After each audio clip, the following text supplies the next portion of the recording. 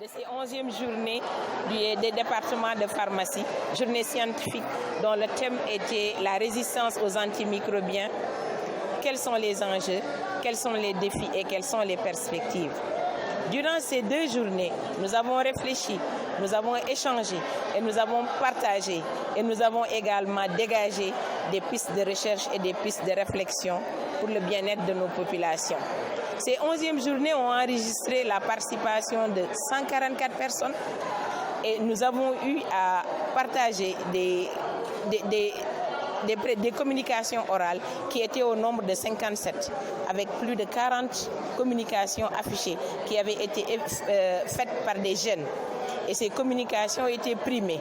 À ces jeunes, on a demandé d'expliquer leur travail en 180 secondes, comme ma thèse en 180 secondes. Donc en 3 minutes, ces jeunes ont pu expliquer ce qu'ils ont eu à faire, leur initiation à la recherche. C'est pour vraiment les impulser et leur donner vraiment le goût de la recherche. Et donc parmi ces jeunes-là, 3 ont été primés. Celui qui a eu la meilleure communication affichée, et celui qui a eu également la meilleure communication orale dans le thème, mais également celui qui a eu la meilleure communication orale qui n'est pas dans le thème. Parce qu'on ouvre également les journées aux autres jeunes chercheurs qui ont des travaux scientifiques et qui veulent partager ces travaux scientifiques-là. Et ce qui nous a plu dans ces prix, il y a 2 filles qui ont été primées et un garçon, ce qui montre que le genre est bien représenté au sein de la faculté.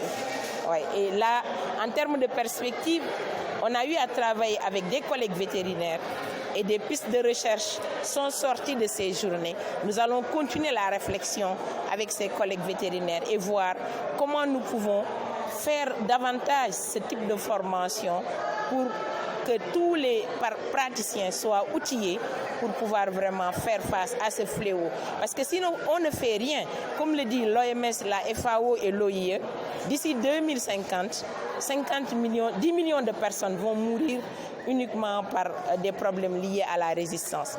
Donc c'est un problème qui est là, un fléau mondial et qui demande vraiment une bonne coordination, une bonne concertation.